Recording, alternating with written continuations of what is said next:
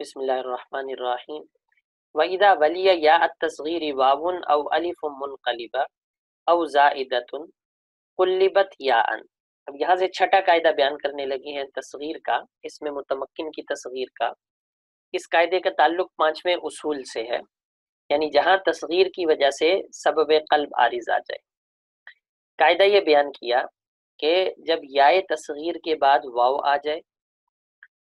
یائے تصغیر سے واو مل جائے، یعنی یائے تصغیر کے بعد واو آ جائے، یا الف منقلبہ آ جائے۔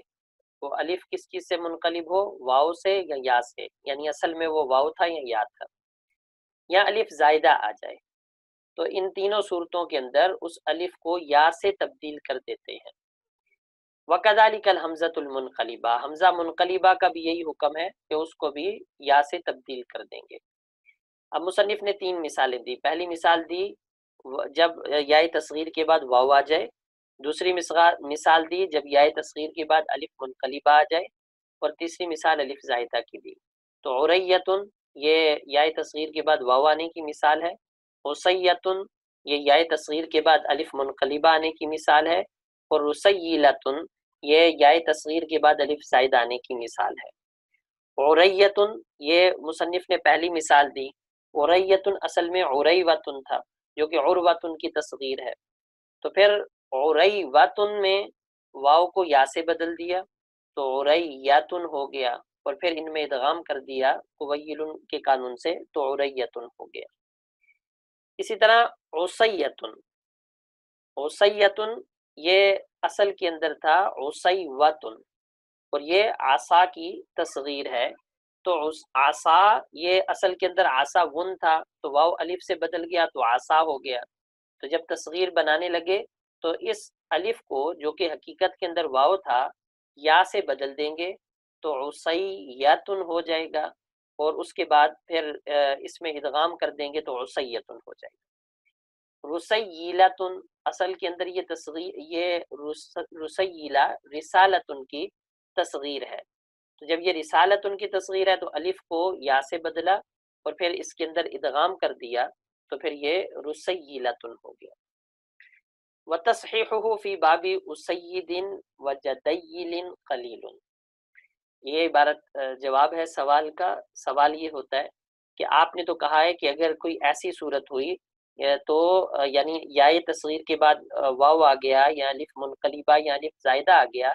تو اس کو یا سے بدلائیں گے۔ ہم آپ کو دکھائیں گے کہ یا سے نہیں بدلایا جائے گا بلکہ تصغیر اصلی حرف کے ساتھ لائی جائے گی، جیسے اسود اور جدول، کہ ان کی تصغیر آنی چاہیے اسید اور جدیل، ان کی یہ جدیل ان کی تصغیر آنی چاہیے، لیکن ان کی تصغیر لائی جاتی ہے اسیود اور جدیول کے ساتھ، تو یہ تو قانون یہاں پر ٹوٹ رہا ہے۔ تو اس کا جواب دیا کہ تصحیح یعنی یہاں پر تعلیل نہ کرنا اور اسیود کے ساتھ اور جدیول کے ساتھ ان کی تصغیر لانا قلیل، یہ قلیل ہے، اصل یہی ہے کہ ان کی تصغیر اسید اور جدیل کے ساتھ لائی جائے۔ فَإِنِ اتَّفَقَ اجْتِمَاعُ ثَلَاثِ یَاءَاتٍ حُذِفَتِ الْأَخِیرَةُ نِسْیًا۔ اب یہاں سے اگلا قاعدہ بیان کر رہے ہیں، قاعدہ نمبر 7۔ اس قاعدے کا بھی تعلق پانچویں اصول سے ہی ہے کہ جہاں پر تصغیر کی وجہ سے سبب قلب یا سبب حذف عارض آ جائے۔ کہتے ہیں کہ اگر یا سے بدلنے کے بعد، عبارت کا تعلق ماقبل قانون اور قاعدے کے ساتھ بھی جڑ رہا ہے، کہ اگر یا بنانے کے بعد 3 یاءات کلمے میں جمع ہو گئی، یا کسی بھی وجہ سے یا تصغیر کے بعد 3 یاءات کلمے میں جمع ہو گئی تو حذفت الاخیرۃ نسیاً، تو آخری یا کو نسیاً منسیہ کر دیا جائے گا اور حذف کر دیا جائے گا۔ حذف نسیاً منسیاً کیا جائے گا، کیا مطلب کہ یا کو حذف کرنے کے بعد جو آخری کلمہ ہوگا اسی کو لام کلمہ مان لیا جائے گا، یہ مطلب ہے نسیاً منسیہ کا، کہ اس کو ایسے کر دیا جائے گا جیسے وہ کبھی تھی ہی نہیں، اور جو بعد میں آخری کلمہ بچ گیا ہے اسی کو لام کلمہ فرض کر لیا جائے گا۔ مصنف نے اس میں مثالیں دی جیسے عطاء، اداوۃ، غاویۃ، معاویۃ، کہ معاویت کہ ان کے اندر عطی، ادیۃ، غویۃ اور معیۃ ان کے اندر تصغیر لائی جائے گی۔ عطاؤن یہ اصل میں عطاؤن تھا، واو کو حمزہ سے بدلا تو عطاؤن ہو گیا، پھر جب تصغیر بنائی گئی تو الف کو یا سے تبدیل کر دیا، اب سبب کے چلے جانے سے حمزہ واپس واو کی طرف رد کر دی گئی اور تصغیر کا وزن اب بن گیا عطیون، عطیون، پھر دعیہ والے قانون سے واو کو یا سے تبدیل کر دیا تو عطیون ہو گیا، تین یا آج جمع ہو گئی، آخری یا کو حذف کر دیا تو عطیون یہ اس کی تصغیر ہو گئی۔ دوسرا لفظ تھا اداوتن، یا تصغیر لانے کے بعد الف کو یا سے تبدیل کر دیا تو ادیوتن ہو گیا، ادیوتن، پھر دعیہ کے قانون کے تحت ادیتن ہو گیا، پھر آخری یا کو حذف کر دیا تو ادیتن ہو گیا۔ تیسرا لفظ ہے غاویتن، تصغیر کے لیے الف کو واو سے بدل دیا، غاویہ کے الف کو، پھر بعد میں یا تصغیر لے آئے تو غویویتن ہو گیا، غویویتن، پھر قویلن کے قانون سے غوییتن ہو گیا، تو ایک یا کو حذف کر دیا تو غویتن ہو گیا۔ چوتھا کلمہ ہے معاویتو، الف کو حذف کر دیا گیا معاویہ کے اندر تاکہ فعیل وزن بن سکے، پھر یا تصغیر لانے کے بعد قویلن کے قانون سے معیتن ہو گیا، آخری یا کو حذف کر دیا تو معیتو ہو گیا۔ آگے فرماتے ہیں وقیاس احوا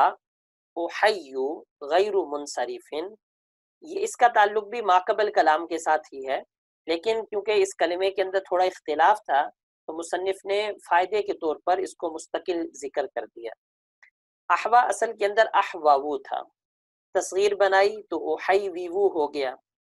آخری واو میں دعیہ والا قانون لگا تو احیویو ہو گیا، پھر قویلن کے تحت پہلی واو بھی یا سے تبدیل ہو گئی تو احییو ہو گیا، اب تین یا آت کا اجتماع ہو گیا تو آخری یا کو حذف کر دیا تو احیو ہو گیا۔ اب یہاں چونکہ یہ کلمہ پہلے غیر منصرف تھا تو امام سیبوی کے نزدیک تصغیر کے بعد بھی یہ کلمہ غیر منصرف ہی ہوگا، تصغیر کے بعد اس کلمے کا غیر منصرف ہوگا کیونکہ دو وصف اس کے اندر ابھی بھی پائی جا رہی ہیں،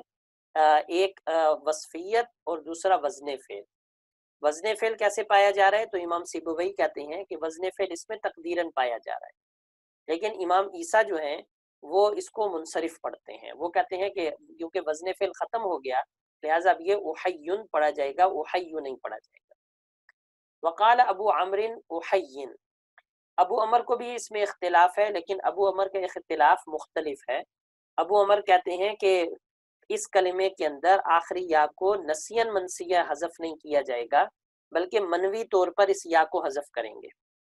تو جب منوی طور پر حذف کریں گے تو ان کے نزدیک جب یہ احییو ہوا تھا تو یدو کے قانون کے تحت حرکت کو حذف کر دیا جائے گا، حرکت کو حذف کریں گے تو التقاء ساکنین آ جائے گا، التقاء ساکنین کی وجہ سے ایک یا کو حذف کر دیں گے یا قازن جیسی تعلیل کریں گے تو احین یہ کلمہ بن جائے گا۔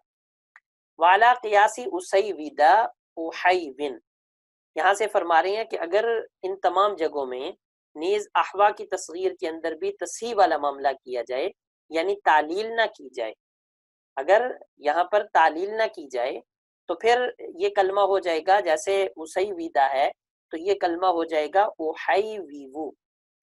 تو جب احیویو ہوگا تو دوئیہ کے قانون سے احیویو ہو جائے گا، پھر یدو اور التقاء ساکنین والے قانون سے احیون ہو جائے گا۔ بہرحال یہاں ان کا بتلانا یہ مقصد تھا کہ کلمے کے اندر تصحیح کے ساتھ بھی ان کی تصغیر لائی جا سکتی ہے، اور اگر تصحیح کے ساتھ ان کی تصغیر لائی جائے گی تو ایسی صورت میں احیون اس کی تصغیر آئے گی۔ اب آخر کے اندر یہ بات سمجھ لیں کہ دونوں کے اندر یعنی احیین اور احیون کے اندر قازن والی تعلیل تب مکمل ہوگی جب یہاں پر تنوین آئے، جو تنوین آ رہی ہے یا تو وہ عوض میں آ رہی ہے تنوین، اور یا پھر یعنی حذف کے عوض میں وہ تنوین آ رہی ہے، اور یا پھر اس وجہ سے تنوین آ رہی ہے کہ کلمہ وہ منصرف ہے، تو اس میں بعض ائمہ کے نزدیک تو عوض کی وجہ سے تنوین آ رہی ہے، اور بعض ائمہ کے نزدیک اس وجہ سے آ رہی ہے کہ اب یہ کلمہ غیر منصرف نہیں رہا بلکہ وزن فعل ختم ہو جانے کی وجہ سے اب یہ کلمہ منصرف ہو گیا، تو اس سے اب تعلیل کی مکمل وضاحت ہو جاتی ہے۔